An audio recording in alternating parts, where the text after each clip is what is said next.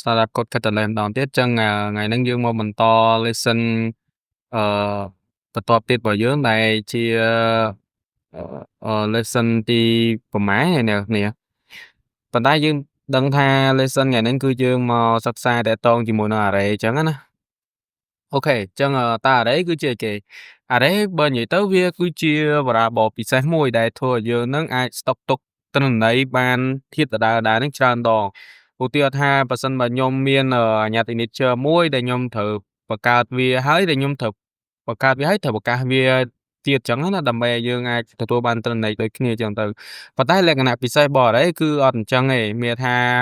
គេបង្កើតវាឡើងមកឲ្យវាជា variable special ជាងគេអញ្ចឹងទៅដែលវាអាចនេះវាអាច store នៅ multiple value មានថាតម្លៃណាក៏ដោយបើសិនជា integer មួយជួរអញ្ចឹងទៅ float មួយជួរ string មួយជួរអញ្ចឹងទៅដែលវា store ទុកជា single variable ជា variable តែមួយប៉ុន្តែមានតម្លៃជាច្រើននៅក្នុងហ្នឹងអាហ្នឹងហើយគេហៅវាថាជា array ហើយក្នុងនេះដែរ array មានប្រមាណប្រភេទបើនិយាយទៅ array គឺមានចំនួន2ប្រភេទទី1គេហៅវាថាជា array មួយវិមាត្រឬក៏គេហៅថាជា one dimensional array ទី2គឺជា array ច្រើនវិមាត្រឬក៏គេហៅវាថាជា 2D array ឬក៏ two dimensional array whatever មួយណាក៏បានដែរគឺអាស្រ័យអ្នកគ្នាអាននោះទេអានោះហើយគឺជា array អញ្ចឹងខ្ញុំមកសុំបើកវងកញ្ចក់បន្តិចខ្ញុំសូមណែនាំ app សម្រាប់ការសិក្សាមួយគឺជា WC School ដែលយើងអាចមកសិក្សាបាននៅគ្រប់មេរៀនអញ្ចឹងណាអូខេព្រោះ app ហ្នឹងគឺមាន language ច្រើនមែនតើអ្នកគ្នានឹងត្រូវសិក្សាហើយមេរៀនបន្តទៀតខ្ញុំអាចនឹងដកស្រង់ពីកន្លែងនេះខ្លះនឹងទៅស្រាវជ្រាវខ្លះដែរដើម្បីធ្វើមេរៀនបន្តទៀតដូចជា HTML CSS JavaScript អញ្ចឹងយើងចប់មេរៀន C++ ហ្នឹងយើងនឹងរៀនតាក់ទងនឹង HTML CSS JavaScript ហ្នឹងហើយតែឥឡូវកុំឲ្យអឺចាក់ប្រធានបទច្រើនពេកយើងមកសិក្សាតាក់ទងជាមួយនឹង array របស់យើងទៅ array គឺនេះគឺជារូបរាងរបស់ array អ្នកនាងអាចមើលបាននេះ array ដែលអាច store ទុកឃើញអត់វា data type ជា int ហើយវាមាន variable my name មានថាកន្លែងនេះគឺជា size របស់ array គេហៅវាថាជា size របស់ array មានថាមាត្ររបស់ array សម្រាប់ទុកអញ្ចឹងទៅបើគេដាក់3វាអាច store ទុកអានេះគេហៅវាថាជា element បានចំនួន3ធាតុប៉ុន្តែបើយើងដាក់អានេះ3អានេះបញ្ចូលធាតុលើសពីហ្នឹងគឺអត់បានទេមានបញ្ហាអូខេឥឡូវដូចជាអស់ហើយមានតែប៉ុណ្្នឹងទេឥឡូវយើងចូលមក practice code ទាំងអស់គ្នាគឺកន្លែងនេះខ្ញុំចង់ផ្ដោតឲ្យគ្នាយើង practice ឲ្យបានច្រើនដើម្បីបានជា concept ថ្មីអញ្ចឹងណាយើងត្រូវ pre concept ទាំងអស់គ្នាអញ្ចឹងទៅទ្រឹស្ដីយើងទុកម្ដុំសិនអូខេតោះមេរៀននេះខ្ញុំដាក់ចំណងជើងថា array ហើយនេះគឺជាមាន header file ក៏ដូចជាជាចំណុចចាប់ផ្ដើមនៃកម្មវិធីនេះជាចំណុចបញ្ចប់កម្មវិធីរបស់យើងតោះឥឡូវយើងសរសេរ array ទាំងអស់គ្នាឧទាហរណ៍ថាខ្ញុំមាន array មួយarray number number ដែលខ្ញុំស្តុកទុកsize របស់វាចំនួន5ហើយអញ្ចឹងយើងអាច initialize តម្លៃវាមកខ្ញុំដាក់ពាក្យថា number ទី0ស្មើចំនួន10number ទី1ស្តុកទុកបានចំនួន20អញ្ចឹងទៅអូខេហើយ number ទី2ស្តុកទុក30 number ទី3 40ហើយ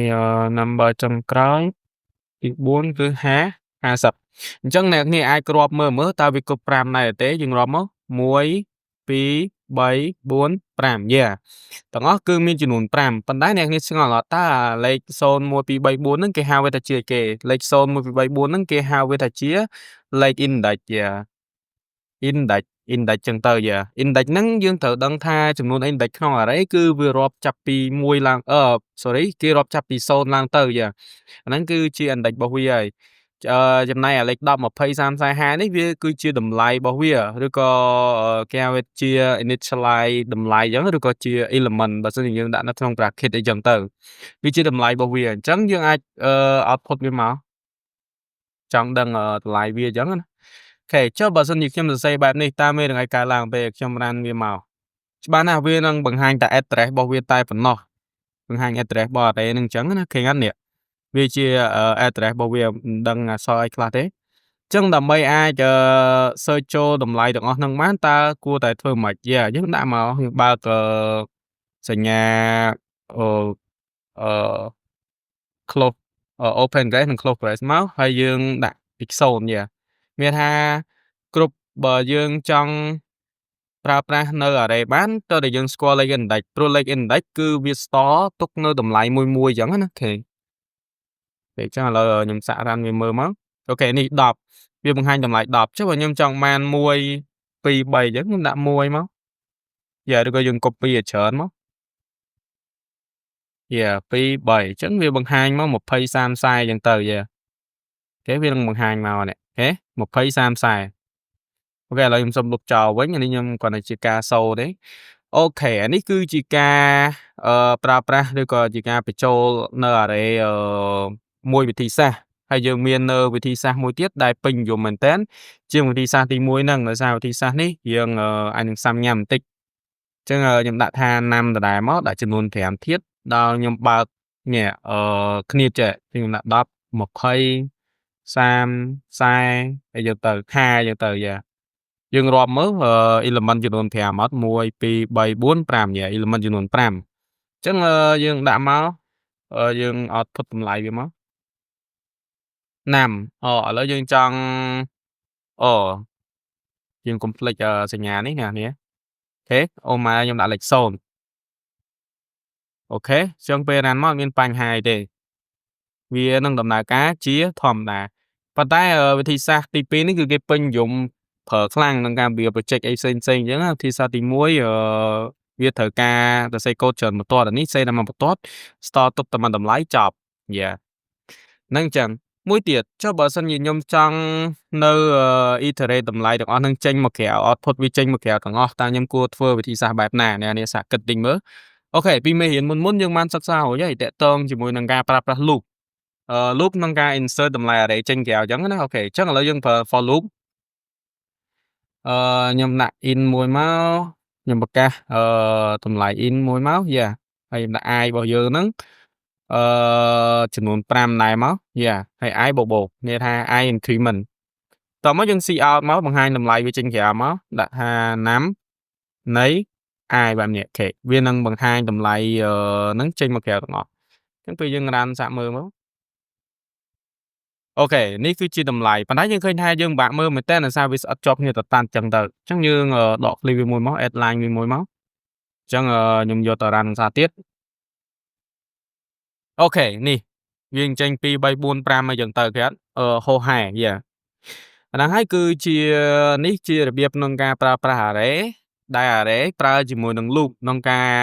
iterate តម្លៃវាដដែលៗអញ្ចឹងណាព្រោះ loop យើងនឹងស្រាប់ហើយវា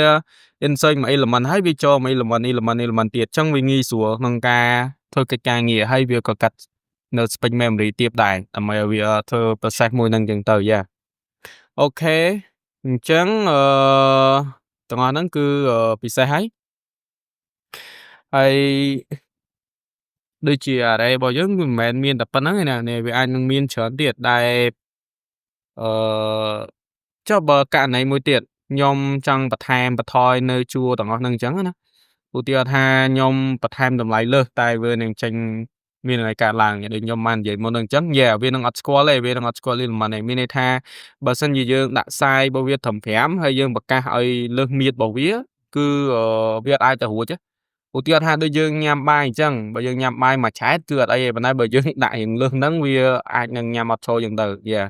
នេះជាឧទាហរណ៍ជាក់ស្ដែងអញ្ចឹង array ដូចគ្នាដែរចុះបើយើងប្រកាសដាក់ size ឡើង10មកដាក់ size ឡើង10ប៉ុន្តែ element ឡើងនេះខ្ញុំបញ្ចូលតែប្រហែល2 4 6 7ទៀតឯងហើយកន្លែងនេះខ្ញុំដាក់5អញ្ចឹងពេលខ្ញុំ run មកតើមាននឹងអីកើតឡើងតោះយើងតេស្តទាំងអស់គ្នាអូ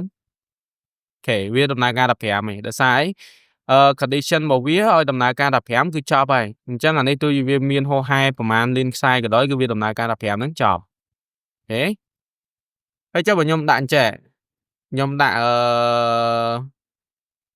មានថាគ្នាបើកគ្នាបិទបែបហ្នឹងចំហចោលអញ្ចឹងខ្ញុំអត់មានថាដាក់ size ឲ្យវាទាំងអស់ហើយកន្លែងនេះខ្ញុំដាក់តម្លៃឲ្យវាប៉ុណ្ណឹងអញ្ចឹងតើមាននឹងអីកើតឡើងមានន័យថាបើសិនខ្ញុំអត់ដាក់ size ឲ្យវាគឺជា infinitive វាមានន័យថា infinitive infinitive size មានថាគឺផ្សាយអាណម្មណ៍អញ្ចឹងណាយើងចុះបើយើងអត់បានកំណត់ឲ្យវាហងវាខ្លាយទៅជារបស់ដែលច្រើនហើយយ៉ាយើងដឹងស្រាប់ថារបស់ដែលច្រើនគឺអាចដាក់ប្រមាណលានក៏បានដែរអត់បញ្ហាតែឥឡូវយើងរ៉ានសាក់មើលទៅអូខេវានឹងចេញតម្លៃប៉ុណ្នេះដដែលហើយចុះបើកន្លែងនេះខ្ញុំដាក់ចំនួនអ7ហើយកន្លែងខ្ញុំមកកាត់បន្ថយវិញកាត់បន្ថយ5ចុះអញ្ចឹងបើសិនជាខ្ញុំដាក់លក្ខខណ្ឌរបស់វាលើសហើយខ្ញុំដាក់ element តិចតើវាមានអ្វីកើតឡើងវិញតោះឥឡូវយើងរ៉ានតេស្តអ្នកនរគ្នាសាកមើលទៅអូខេនេះវានឹងចេញលេខ0ហើយនឹងចេញស្អីនេះអក្សរលេខមើលមិនយល់ទេអាហ្នឹងដោយសារអីដោយសារតែយើងដាក់លក្ខខណ្ឌវាលើសអញ្ចឹងវាត្រូវតែមានលេខដើម្បីប្រកបលក្ខខណ្ឌវាអញ្ចឹងទៅយ៉ានេះគឺជាដំណើរការរបស់វាយល់ flow របស់វាគឺមានតែប៉ុណ្្នឹងទេយ៉ាយើងត្រូវតែយល់ដឹងថាអូកន្លែងនេះជា size របស់ array ហើយអានេះគឺជាធាតុរបស់ array អញ្ចឹងទៅអញ្ចឹងមិនមែនមានតែប៉ុណ្្នឹងទេអ្នកវាអាចមានច្រើនទៀតទីខ្ញុំដាក់ string name ចុះ string name ខ្ញុំអត់កំណត់អីទេយ៉ាឡើយនេះខ្ញុំដាក់មកដាក់ឈ្មោះឲ្យគេឥឡូវខ្ញុំដាក់ថា meta ចក្រតាសីហាអញ្ចឹងទៅ whatever យ៉ាដាក់មួយណាក៏បានដែរអញ្ចឹងដើម្បីឲ្យតម្លៃវាឥឡូវខ្ញុំប្រើ loop មួយផ្សេងទៀតដើម្បីជា inspire អ្នកទាំងអស់គ្នាខ្ញុំប្រើអីចេះឥឡូវប្រើដាក់អក្សរ J ចុះមក0អញ្ចឹងមកហើយខ្ញុំប្រើ val យ៉ា val ដាក់ condition មក val បើសិនបើអាហ្នឹងវាតូចជាងប្រមាណ1 2 3 4 5យ៉ាអញ្ចឹងអាហ្នឹងJ របស់យើងគឺបបោកយ៉ាឡើយយើងoutput តម្លៃវាចេញមកname នៃ J យ៉ាបែបហ្នឹងអញ្ចឹងវានឹង show តម្លៃអីចេញមកអត់យើងមើលអូអានេះអត់បាក់ដាក់ semicolon វាចឹងវាអត់ដើរអូខេចប់ហើយតោះឥឡូវយើងដល់ម៉ោងតេស្តកូដទាំងអស់គ្នាច្បោកអូខេវានឹងរ៉ានចេញមកប៉ុន្តែយើងឃើញថាវាស្កេសស្កាសមិនមែនមើលមិនយល់ទេឥឡូវយើងដាក់ add line វាមួយទៅដើម្បីឲ្យងាយស្រួលមើល ENL ពេលខ្ញុំរ៉ានសារទៀតមក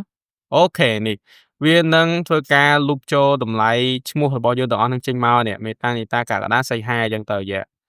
អាហ្នឹងដែលយើងប្រើនៅ val យ៉ាយើងនៅប្រើ val loop វានៅមានមួយទៀតគឺ do while loop ប៉ុន្តែខ្ញុំចង់ឲ្យអ្នកទាំងអស់គ្នាបញ្ចូលធ្វើជា exercise អញ្ចឹងណាអូខេlet's do exercise for me for me by using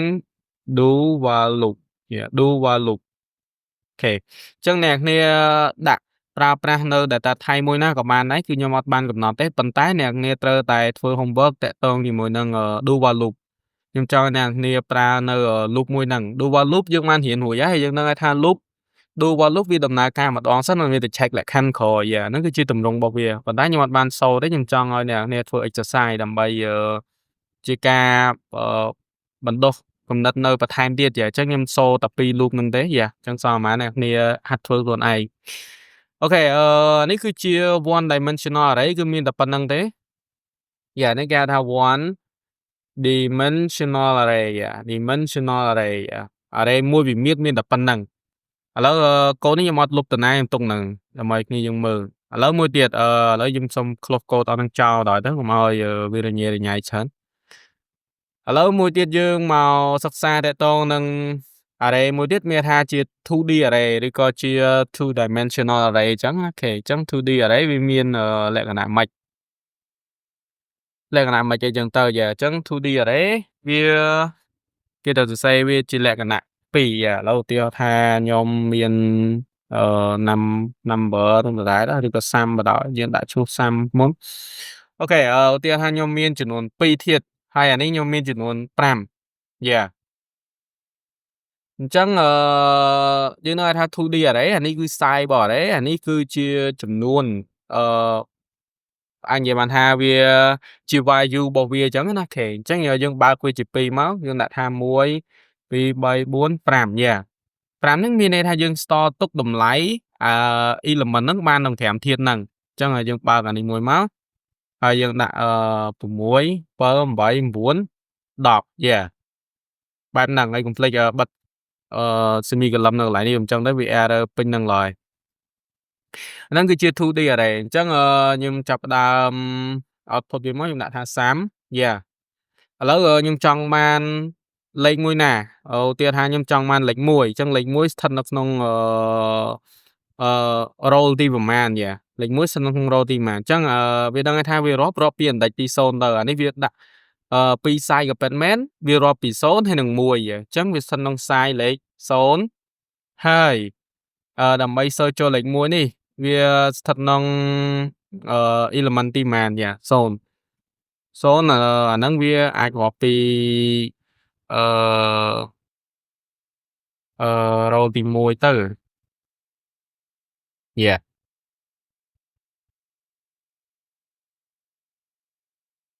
អូខេពី0ទៅដែរ yeah yeah ចេះវាបានលេខ1មកនេះចុះអានេះវារាប់ពី0ទៅទាំងអស់ណាអ្នកនាង yeah ឧទាហរណ៍ខ្ញុំចង់បានលេខ3អញ្ចឹងតើដើម្បីសូលេខ3បានតើវារាប់មកវារាប់មក0 1 2អញ្ចឹងខ្ញុំដាក់លេខ2មក yeah អញ្ចឹងពេលខ្ញុំ run សាមើលវាបានលេខ3អានេះអូខេវាបានលេខ3ចេះចេញ port ទៀតចុះខ្ញុំចង់បានលេខ5អញ្ចឹងរាប់មក0 1 2 3 4អញ្ចឹងដាក់លេខ4មកអូខេអញ្ចឹងវាបានលេខ5អូខេអញ្ចឹងដើម្បីឲ្យច្បាស់តាក់ទងជាមួយនឹង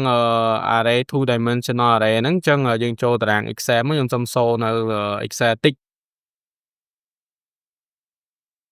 ដើម្បីឲ្យគ្នាយើងយល់អញ្ចឹងណា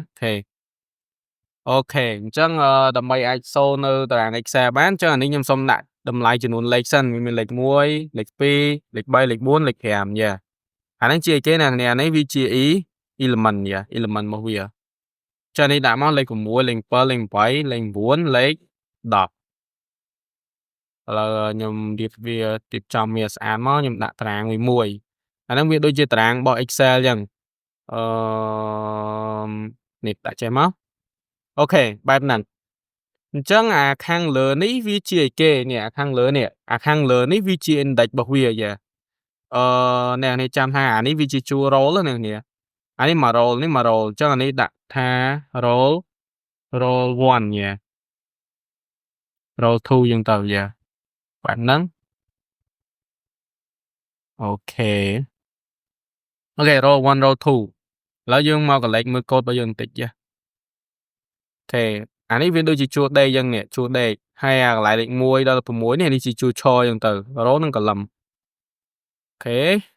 អញ្ចឹងអាខាងលើនេះវាជាគេអាខាងលើនេះវាជាលេខ index របស់វាអ្នកនាងលេខ index យើងដឹងស្រាប់វាចាប់ផ្ដើមពីលេខ0ទៅ0 1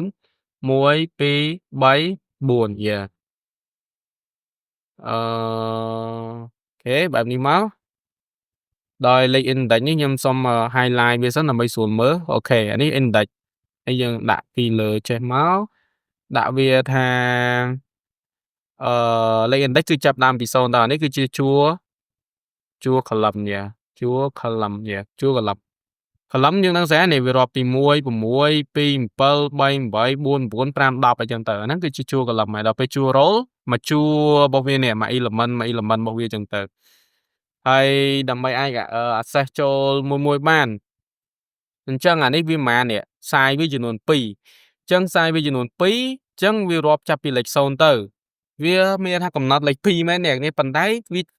រាល់ដំណើរការរបស់វាគឺរាប់ចាប់ពី index អញ្ចឹងបើវាចាត់ទុកលេខនេះជាលេខ index វារាប់ពីលេខ0ទៅយ៉ាចុះឥឡូវយើងដាក់មក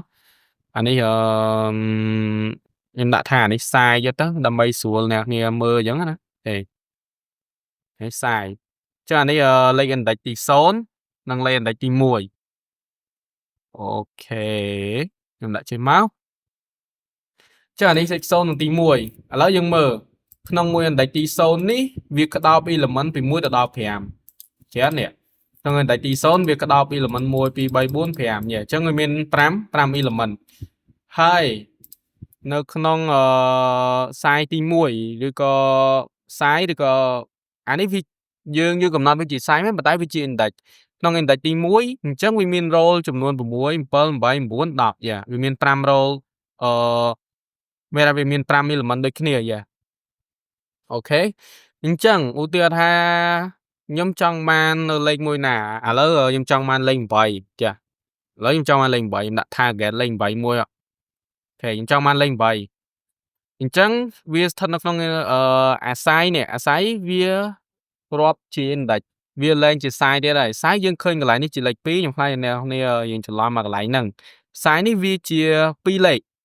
2លេខប៉ុន្តែបើយើងរាប់ពីលេខ index ទៅនេះរាប់ index ទី0និង index ទី1អញ្ចឹងណាអូខេ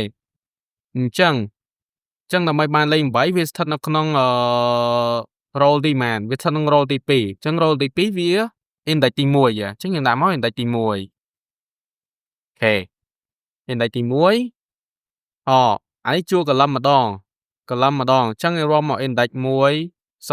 2អញ្ចឹងលេខ2វាចំលេខ8អញ្ចឹងយើងដាក់មកលេខ2អញ្ចឹងពេលយើងរានមកខេនេះវាចំលេខ8ឥឡូវខ្ញុំដាក់ចេះហើយដើម្បីឲ្យអ្នកនរគ្នាស្រួលមើលដាក់ថា number ស្មើចេះមកខេឲ្យបូកចេះមកអញ្ចឹងពេលខ្ញុំរានម្ដងទៀតអូខេដាក់ចេះអត់ត្រូវទេនេះខ្ញុំច្រឡំបូក string ក្នុង JavaScript អូខេនេះលេខ8ឃើញនេះឃើញលេខ8អត់អូខេតោះឥឡូវខ្ញុំចង់បាននៃគេមួយទៀតខ្ញុំចង់បានលេខណាទៀតឥឡូវខ្ញុំចង់បានលេខ10ចុះឧទាហរណ៍ខ្ញុំចង់បានលេខ10អញ្ចឹងយើងដាក់មកនេះវាមើល roll ទីប្រមាណ roll ទី2ចំ index ទី1 roll ទី2 index ទី1អានេះ column ទីប៉ុន្មាន column ទី4អញ្ចឹងយើងដាក់មកនេះcolumn ទី4អត់បញ្ហាពេលយើងរានមកបានលេខ10អូខេបានលេខ10អញ្ចឹងអ្នកនេះarray នេះ array 2វាមានទោះជាវាមានប្រមាណ100វាមានក៏ដោយអត់សំខាន់ទេសំខាន់អ្នកគ្នាបើសិនជាមានការភ័ន្តច្រឡំចូលមកក្នុង Excel ហើយគូសតាមខ្ញុំបែបនេះនេះគឺជាយើងដំបូងឡើយបើសិនជាវាមានប្រមាណ dimensional ក៏ដោយយើងចាប់ដើមមើលមកនេះយើងចាប់ផ្ដើមដាក់ element មកវាមួយមុនសិនមកហើយអាកន្លែងខ្សែនេះគឺកំណត់ទៅដល់អាដើមមាននេះខ្សែ2នេះឥឡូវខ្ញុំទៅសេដាក់កន្លែងនេះសិនព្រោះខ្លាចអ្នកនេះអត់យល់អា2នេះគឺ size ណាអ្នកនេះ2នេះគឺ size ដល់ពេលអា5នេះគឺជា value របស់វាអញ្ចឹងបើសិនជាខ្ញុំនិយាយថា size អ្នកនេះចាប់អាលេខ2នៅខាងមុខបើសិនខ្ញុំនិយាយ value អ្នកនេះចាប់លេខ5នៅខាងក្រោយអញ្ចឹងទៅបានអត់ច្រឡំគ្នាអញ្ចឹងអានេះជា size របស់វាពេលដែលចូលជា array វានឹងរាប់ជា index វាមានប៉ុន្មានលេខក៏ដោយឧទាហរណ៍ថាអានេះវាមាន3លេខ3លេខក៏ដោយអញ្ចឹងអានេះវារាប់ពី0 1 2វាថែមមួយទៀតឃើញអត់អញ្ចឹងអ្នកនេះរាប់មក3លេខអត់1 2 3មិន3លេខមិនត្រូវគាត់ថាវារាប់ពីលេខ0ទៅតើគាត់ថាវារាប់ពីលេខ0ទៅទេអូខេឥឡូវគ្នាយើងអាចនឹងខ្ញុំសង្ឃឹមថាអាចនឹងយល់ឬក៏ខាច់ស្ទាន់តាក់ទងជាមួយនឹងចំណុចហ្នឹងអញ្ចឹងណាបើសិនជាអ្នកគ្នាអត់ទាន់ទេអ្នកគ្នាអាចសួរខ្ញុំបន្ថែមទៀតបានឬក៏អាចមើលនៅវីដេអូហ្នឹងសារឡើងវិញក៏បានដែរគ្រាន់តែថាខ្ញុំសូមបញ្ជាក់ថាកន្លែងនេះជាសាយរបស់វាអញ្ចឹងទៅប៉ុន្តែរាល់ទៅជួរ column ទាំងអស់គឺរាប់ជា index នេះឃើញអត់នេះឲ្យតែ column គឺរាប់ជា index ហើយដល់ពេល row ជា value អញ្ចឹងខ្ញុំ note កន្លែងនេះមួយទៀតសិន column is an index number ដល់ពេល roll is roll roll is the element